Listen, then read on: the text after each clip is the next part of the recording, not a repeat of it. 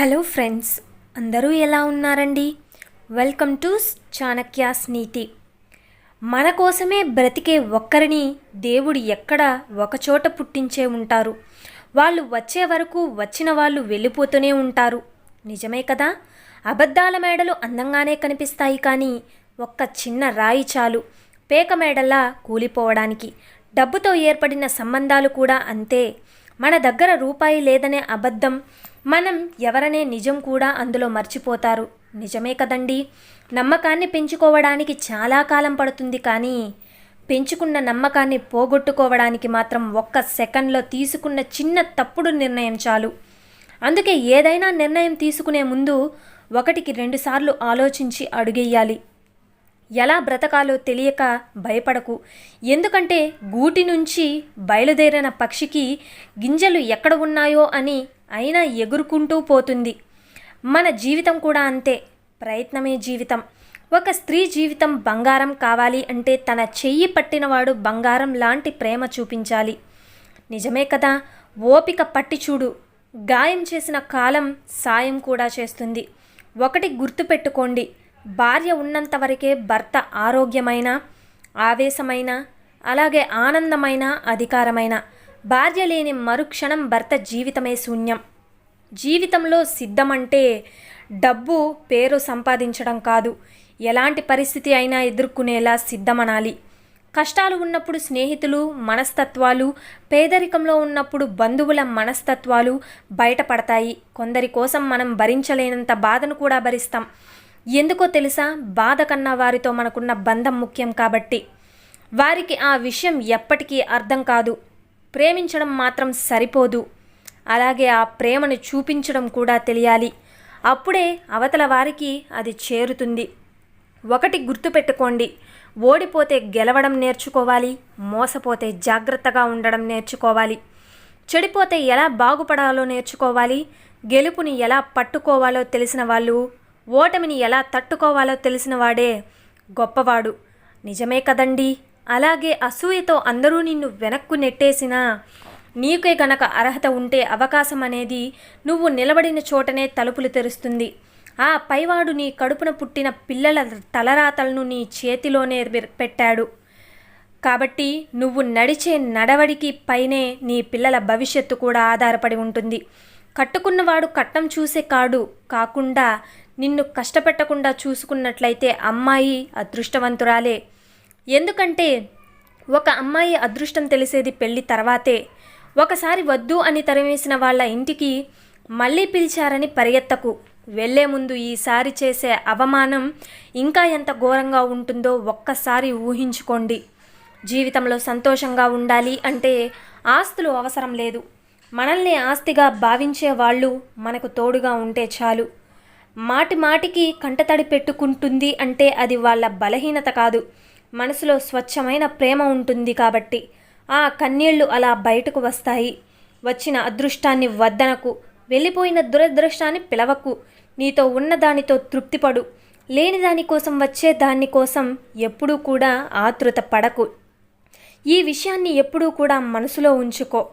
భర్త మదిలో స్థానం లేని ఇల్లాలి బ్రతుకు ఆత్మ లేని శరీరంతో సమానం. బ్రతుకుంటుంది కానీ ఊపిరాడని శవంలా, సంస్కారం లేని దానిలా, వాసన లేని పువ్వు లాంటిది. అమ్మాయి జీవితం అందంగా మలచాలి గనుక ఈ ఇద్దరు మాత్రమే. ప్రేమను పంచిన తండ్రి, ప్రేమతో తన మనసును గెలిచిన భర్త. మగాడికి నిజంగా ప్రేమ కావాలి అనుకుంటే పెళ్ళాం దగ్గర దొరికినంత ప్రేమ ఇంకా భూమి మీద ఏ ఆడదాని దగ్గర దొరకదు. నిజమే కదండి? నీకు జన్మనిచ్చిన తల్లి దగ్గర కూడా ఆ ప్రేమ దొరకదు. భార్య దగ్గర మాత్రమే దొరుకుతుంది. మీ భార్యని ఒక్కసారి అర్థం చేసుకొని ప్రేమించి చూడండి. గుర్తుపెట్టుకోండి, మన చుట్టూ ఉన్న వాళ్ళు మనవాళ్ళు కాదా అని అనుకోవచ్చు. మనతో ఐశ్వర్యం ఉన్నా లేనట్టు ప్రవర్తించండి, లేదా సాయం చేయడానికి ఆపేయండి. అప్పులు తెలుస్తుంది నీ కోసం ఉండేవాళ్ళెవరో, వదిలేసే వాళ్ళెవరో, ఎవరు నీ వాళ్ళో ఎవరు పరాయి వాళ్ళో అని. రంగును చూసి లైఫ్ పార్ట్నర్ని సెలెక్ట్ చేసుకోకూడదు. ఎందుకంటే నల్ల చీమ కంటే ఎర్ర చీమ కుడితేనే నొప్పి ఎక్కువ. ఇంట్లో ఎంతమంది ఉన్నా కూడా ఎంత బాగా చూసుకున్నా భార్యకు భర్త పంచే ప్రేమకు ఏదీ సాటిరాదు. భర్త తోడు ఉంటే ఎంతటి కష్టాన్నైనా భార్య సులువుగా దాటగలదు. చెడిపోవాలంటే నిన్ను ఏదీ ఆపదు. అదే బాగుపడాలంటే మాత్రం ఎన్నో అడ్డంకులు వస్తాయి. వాటన్నింటినీ ఎదుర్కొని నిలబడ్డమే గెలుపంటే. మీకు వచ్చే కోపం అనేది ఒక చేతకానితనం. మీరు ఏమీ చెప్పలేని చెయ్యలేని స్థితిలో ఉన్నప్పుడు ఈజీగా వచ్చే ఒక ఆయుధం. ఆ కోపం వల్ల బంధాలు దూరం అవ్వడం తప్ప దాని వలన ఉపయోగం ఏమీ లేదు. నిజమే కదా? ఏం చెయ్యాలని ఎవరిని అడక్కండి. ఇలా ఉండని ఎవరూ చెప్పినా మీకు నచ్చిన పని మీరు చేసుకొని పోండి. కానీ మంచిని ఎప్పుడూ వదలకండి. చెడు చెంతకి ఎన్నటికీ చేరొద్దు. గుర్తుంచుకోండి, మీకు ద్రోహం చేసేవారు, మీ నాశనాన్ని కోరుకునేవారు, మిమ్మల్ని మోసం చేసేవారు మీ నుంచి తప్పించుకోవచ్చు, కానీ కర్మఫలం నుంచి తప్పించుకోలేరు. అవసరం లేని ఆర్భాటాలు, పనికిరాని ఆవేశాల వల్ల ఎప్పటికీ ఎప్పుడూ కూడా ఉపయోగం ఉండదు. కాబట్టి ఎంత ఎదిగినా ఒదిగి ఉండడం నేర్చుకో. గుర్తుపెట్టుకో, మీరు ఎదుటివారిని ఎంతకాలం అయితే అనుసరిస్తూ ఉంటారో అంతకాలం మీరు ఎప్పుడూ కూడా ముందుకు వెళ్ళలేరు. ప్రాణం పోయేటప్పుడు ఎలా ఉంటుందో తెలియదు, కానీ మన ప్రాణంగా ప్రేమించిన వారు దూరమైపోతూ ఉంటే మాత్రం ప్రాణం పోయినట్లుగా ఉంటుంది. నిజమే కదా? అందరితోనూ మర్యాదగా వ్యవహరించు. ఎక్కువ మందితో పరిచయం పెంచుకో.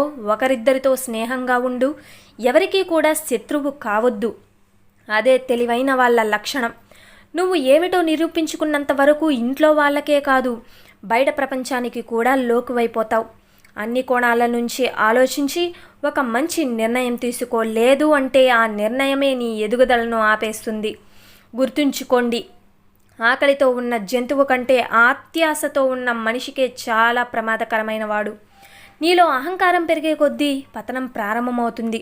అధికారం, హోదా చూసి వచ్చే మర్యాదలు, పొగడ్తలు శాశ్వతం అనుకుంటే పొరపాటే. చేతులు కాలేకే ఆకులు పట్టుకున్న ఎలాంటి ఫలితం ఉండదు కదా.